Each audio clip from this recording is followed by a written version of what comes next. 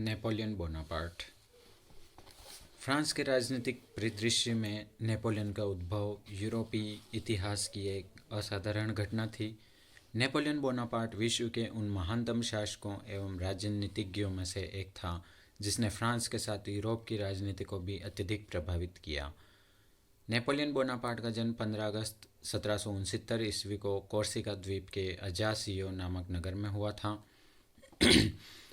Corsica द्वीप पहले Geneva के प्रभाव में था, किंतु बाद में उस पर फ्रांस ने अपना आधिपत्य कर लिया था।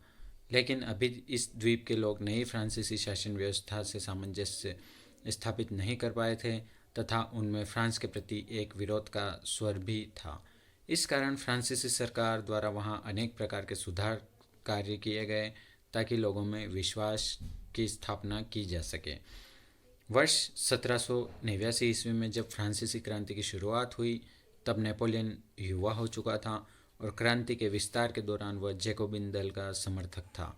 आगे चलकर वह अपनी प्रतिभा के कारण फ्रांसीसी सेना में उच्च स्थान पर पहुंचा और कई सैन्य अभियानों का नेतृत्व किया। इन सैन्य अभियानों में इटली का सफल अभियान जो 1796 ईस्वी था, यह अत्यंत महत्वपूर्ण था। इसकी सफलता पर फ्रांसीसी जनता में नेपोलियन की लोकप्रियता काफ़ी बढ़ गई थी। सन 1799 में जब डायरेक्टरी संचालन काल की समाप्ति के बाद 3 काउंसलरों के नेतृत्व में सत्ता आई, तब नेपोलियन को उनमें से प्रथम काउंसलर का पद मिला था। 1802 ईस्वी में संविधान संशोधन द्वारा उसने आजीवन प्रथम काउंसलर के पद पर बने रहने के लिए अपना प्रावधान कर लिया। अंततः वर्ष 1804 में उसने स्वयं को फ्रांस का सम्राट घोषित किया। नेपोलियन निसंदेह एक महान योद्धा, एक महान विजेता था। कुछ वर्षों के अंदर उसने यूरोप में एक विशाल राज्य की स्थापना कर ली थी जिसे ग्रैंड एम्पायर कहा जाने लगा।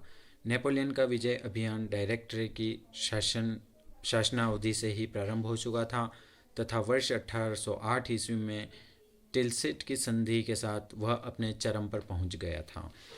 नेपोलियन ने कुछ सुधार किए थे। उसके कुछ प्रमुख सुधार इस प्रकार से थे। प्रथम काउंसलर के रूप में नेपोलियन बोनापार्ट ने फ्रांस को स्थायित्व प्रदान किया तथा फ्रांस की राजनीतिक, आर्थिक एवं सामाजिक जीवन की जड़ता को समाप्त कर उसमें गति का संचार किया।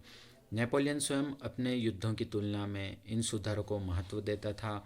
उसके आर्थिक प्रयत्नों के कारण ही विधि संहिता का निर्माण हो सका उसके अथक प्रयत्नों के कारण ही विधि संहिता का निर्माण हो सका और अनेक शैक्षणिक सुधार संभव हो सके।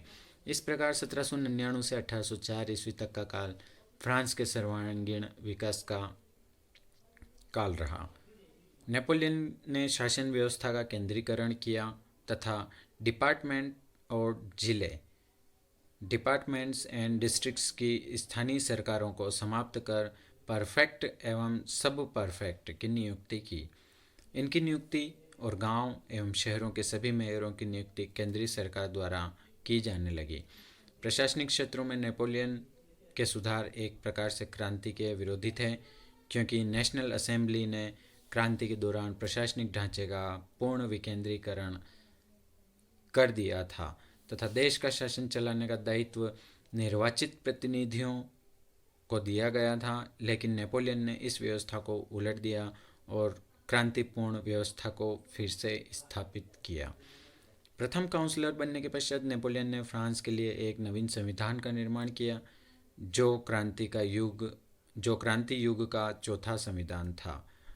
इसके द्वारा कार्यपालिका शक्ति 3 काउंसलरों में निहित कर दी गई थी।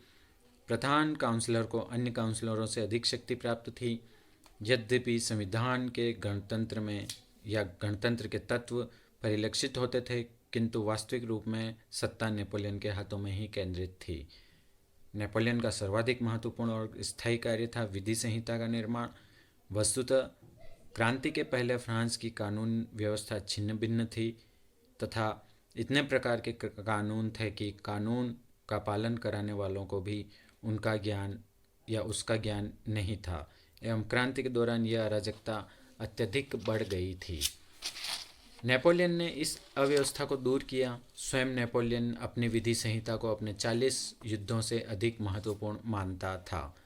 नेपोलियन द्वारा किया गया सर्वाधिक महत्वपूर्ण कार्य नेपोलियन कोड का निर्माण था, जिसके द्वारा फ्रांस में उसने सार्वभौमिक कानून पद्धति की स्थापना की। नागरिक संहिता का आधार सामाजिक समता थी। विशेषाधिकार और सामंती नियम का संहिता में कोई स्थान नहीं था। बड़े पुत्र को संपत्ति का उत्तराधिकारी मानने का कानून भी नहीं था।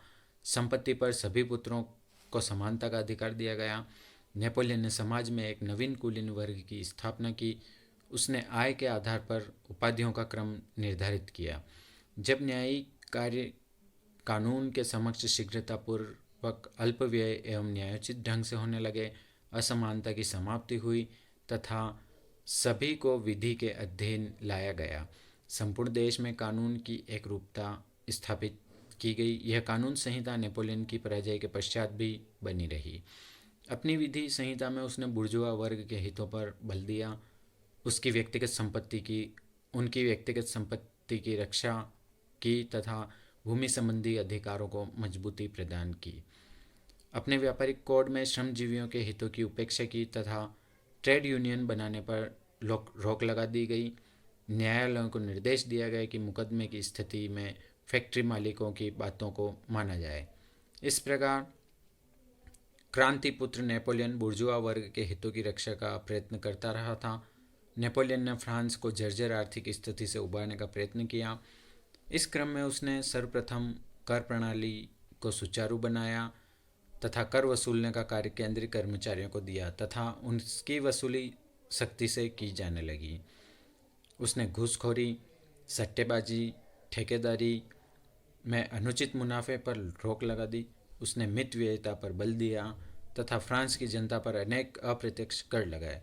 नेपोलियन ने फ्रांस की वित्तीय गतिविधियों को सुचारू रूप से चलाने के लिए बैंक ऑफ फ्रांस की स्थापना की, जो आज भी कायम है।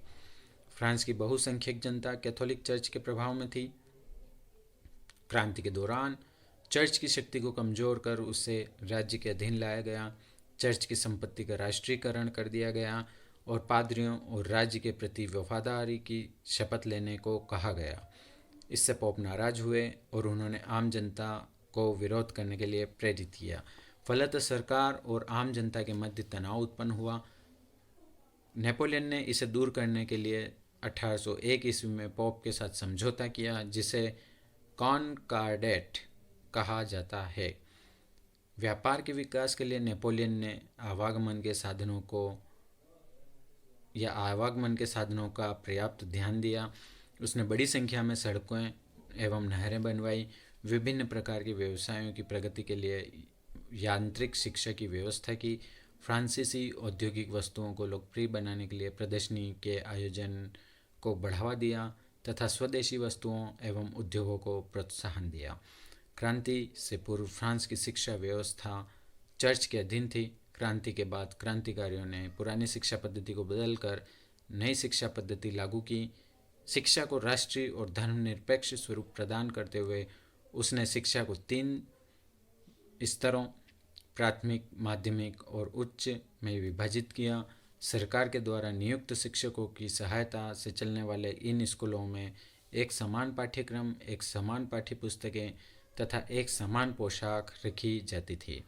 नेपोलियन ने पेरिस में एक विश्वविद्यालय की स्थापना की, जिसमें लैटिन, फ्रेंच, विज्ञान, गणित आदि विषयों का अध्यापन होता था। नेपोलियन ने शोध कार्यों के लिए इंस्टीट्यूट ऑफ फ्रांस की भी स्थापना की।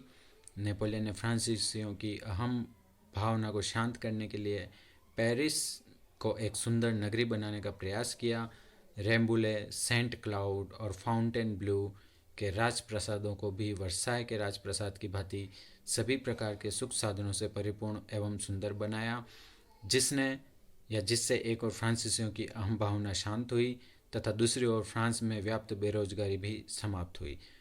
फ्रांसीसी क्रांति के दौरान सभी तरह की उपाधियां समाप्त कर दी गई थी, लेकिन नेपोलियन कहता था कि जिन्होंने भी अपनी प्रतिभा से अपने क्षेत्र में नाम कमाया है, उन्हें निश्चित रूप से प्रोत्साहन मिलना चाहिए।